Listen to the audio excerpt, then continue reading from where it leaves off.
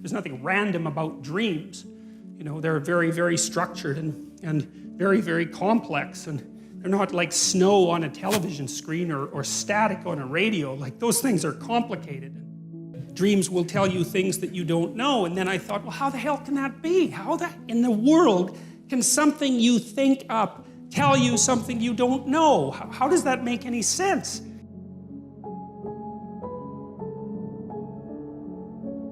How we act is informative. And then if you represent how we act, that's informative.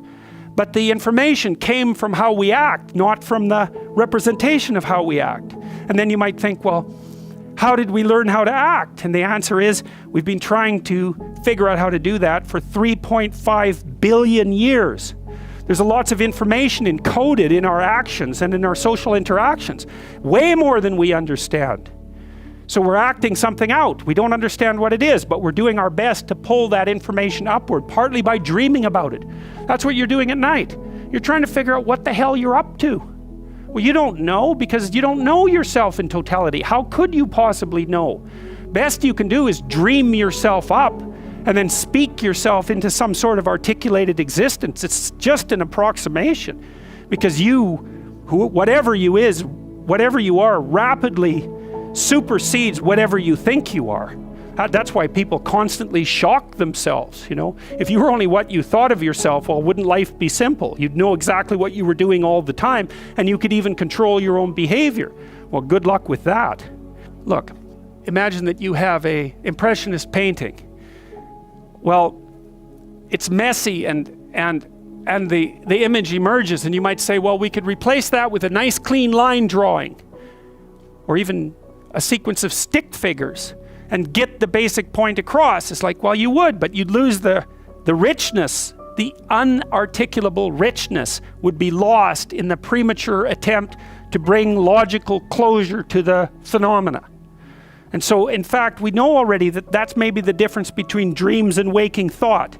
So, waking thought sacrifices completeness for coherence, right? So, whereas dream thought sacrifices coherence for completeness. And that's not something I'm saying arbitrarily. This is something that has been thought through by people who've been thinking this sort of thing through for a long time. Precise thought excludes too much. And imprecise thought is not sufficiently coherent. So we do both. Precise thought, left hemisphere, linguistically mediated, sequential, logical. Incoherent but complete thought, imagistic, emotion-based, right hemisphere. The right hemisphere even has a more diffuse structure. It's like the right hemisphere is trying to get a picture of everything. Now, it's not going to be a very detailed picture, because it's a picture of everything, full of contradictions. But at least it's a picture of everything. And the left says that's not good enough for precise action. And it's not. So we'll narrow that to precision, but we lose the richness. But you need both. So there's an interplay. Well, you have to move through the entire world even though you don't know it in detail. So you need detailed knowledge where detailed knowledge is necessary, and you need vague but complete knowledge where that's necessary. It's a very uncomfortable balance, but we have to face everything even though we don't understand anything completely.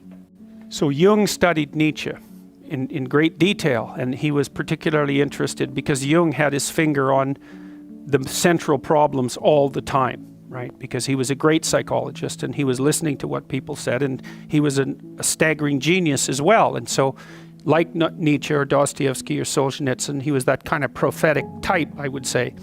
And he understood as well, perhaps, what was wrong with Nietzsche's formulation, the idea that people could only create their own values, and that's what would replace the foundation that was now lacking under Western civilization itself.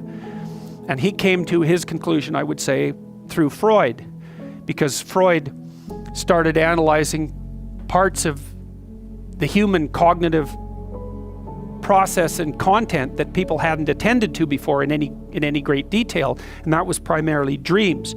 You know, the idea of dream analysis, I suppose, is one of perhaps Freud's major contribution to modern Western thought. The idea was there was something to dreams. And I suppose what Freud did is said, hey, look, isn't it strange? We have this whole other form of thought that we engage in at night, and it speaks in a language that we don't really understand. And so what the hell is that?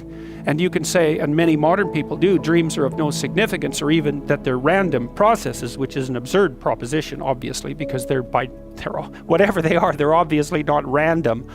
So Freud's idea was that there was something in dreams that was informative. So now he had a method for extracting out from the dream what the dream purported to represent. And he outlined that in great detail in The Interpretation of Dreams. And if you want to read one book by Freud, I would highly recommend that one. It's a very long book and it's very detailed, but Freud does an extraordinarily comprehensive analysis of the way that dreams work. Now he made because he had brought a theoretical framework to bear even on his investigation into dream structure, he concluded that dreams were essentially wish fulfillments. Dreams and mythological representations share an essentially narrative structure, and they're literary-like. It's not so unreasonable to notice that a dream at night is like the movie that you play in your head. And it's not unreasonable to note as well that the dreams that you have at night bear a relationship to the daydreams that you have during the day. It's a form of cognition. It seems like an involuntary form of cognition, though, and that's a very strange thing. So Jung thought about the dream as nature speaking of its own accord, roughly speaking. And so his idea was, well, when you sleep, you dream, but the dream happens to you. It's not something that you create the way that, and you don't even think about creating it. Because I might say, well, what are you thinking about? And you'll say, I'm thinking about whatever it is, and you'll take credit in some sense for thinking that because it seems like a voluntary activity. But what happens at night is that you think, but you think involuntarily. And so what Jung would say is that means that something is thinking in you. And that's a perfectly reasonable way of looking at it. And this is one of the things that's uncanny about the psychoanalysts, is they were willing to take their observations to their logical conclusion. There are things that think in you. What are those things? And what are they thinking? And why are they thinking it? Now, if you do dream analysis, and this is a tricky thing, because who's to say if your damn analysis is correct, right? It's very difficult to understand that. If you do dream analysis with someone, you generally have them lay out their dream, and then you ask them when they're going through their dream a second time. They lay out their dream and you can kind of get a picture of it. And then they lay out their dream a second time, and as they go through it, every time they mention a detail or a character, you ask them what that reminds them of. And the hypothesis is that the dream is presenting an image or an idea that's associated with a network of ideas, and that if you can expand on the network of ideas as you go through the dream, you can elaborate on the dream, you can expand it upwards, and you can start to see what it might be attempting to put forward. Now, Freud's idea was that the dream knew what it was doing, but that its content was being suppressed and oppressed by an internal censor. So the dream had to be sneaky about what it was saying because it was going to deliver a message that the person didn't want to hear. And that was tied up with his idea of repression. But that's not Jung's idea. See, Jung's idea was different. He said, no, the dream is trying to tell you what it's trying to tell you as clear as it can. That's just the best it can do. And so you could think of the dream, and this is, I believe, the right way to think about it. The dream is the birthplace of thought, the same way that artists are the birthplace of culture.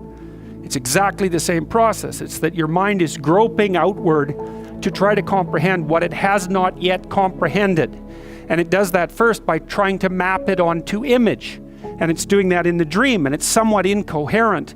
And well, let's stick with incoherent, because it's not yet a full-fledged thought. It's the birthplace of thought. It's a fantasy about what might be.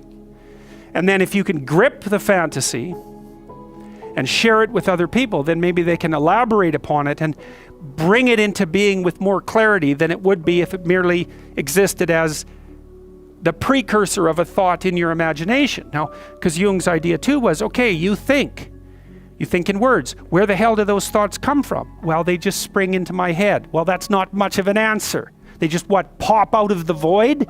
Is there some sort of precursor to the development of the ideas? Is there a developmental pathway?